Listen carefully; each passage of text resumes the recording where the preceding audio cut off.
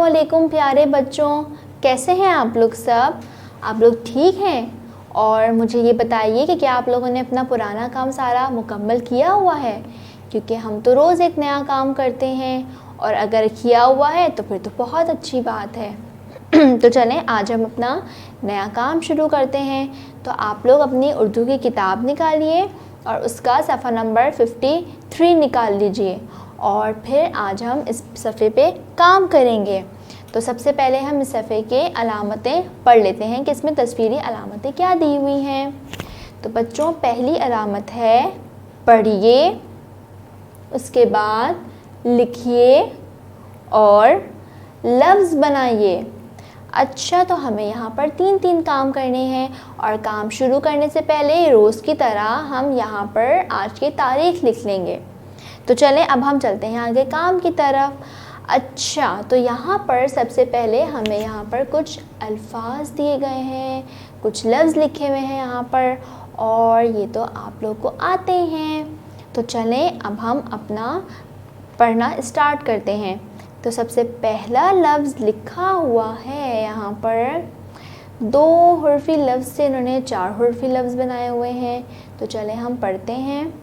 पहले लिखा हुआ है पा और फिर उसके बाद पे, पा और पे, और जब हम इनको मिला के पढ़ेंगे तो ये बन जाता है पापे।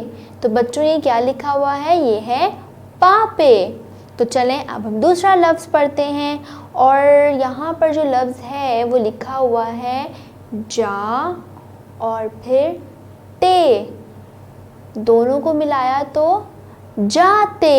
ये भी एक लफ्ज़ है और ये भी हमने पढ़ा हुआ है। तो अब हम आगे पढ़ते हैं। उसके बाद क्या लिखा हुआ है? मोटे,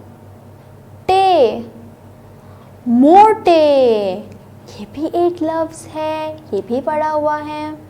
और उसके बाद एक और लफ्ज़ है जो कि है बाजे, बाजे, और फिर सोचे, ये तो भी एक लफ्ज़ है और जो कि है सोचे, शाबाश। और सबसे आखिरी लफ्ज़ है नाचे, नाचे, ये तो सारे वही लफ्ज़ हैं जो हम पहले भी पढ़ चुके हैं।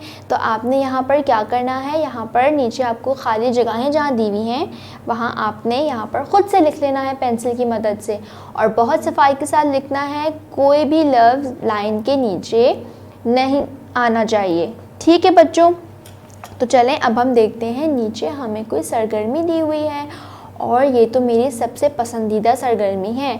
इसमें तो मुझे नए लफ्ज़ बनाने में बहुत मज़ा आता है। तो क्या आप लोग एंजॉय करते, मज़ा आता है आप लोग को भी मेरे साथ? तो चलें अब हम ये स्टार्ट करते हैं काम शुरू करना। अच्छा, तो यहाँ पर हमें एक एग्ज़ाम्पल दी हुई है तो हम अपना काम उसी से शुरू करते हैं।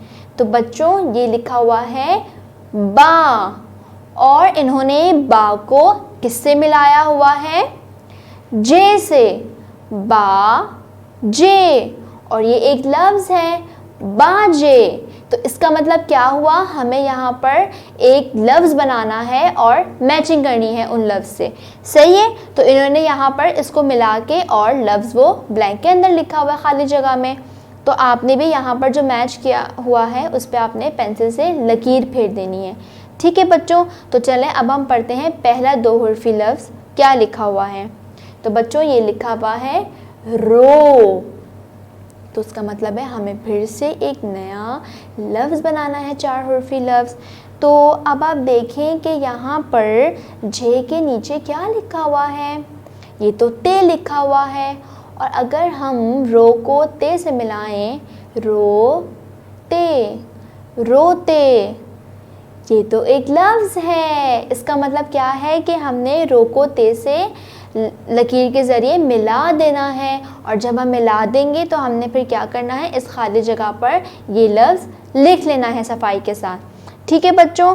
तो चलें अब हम पढ़ते हैं जो बा के नीचे लिखा हुआ है और क्या लिखा हुआ है बच्चों? ये मो, सही। और टे के नीचे लिखा हुआ है पे, मो पे, मोपे। क्या मोपे कोई लफ्ज़ है?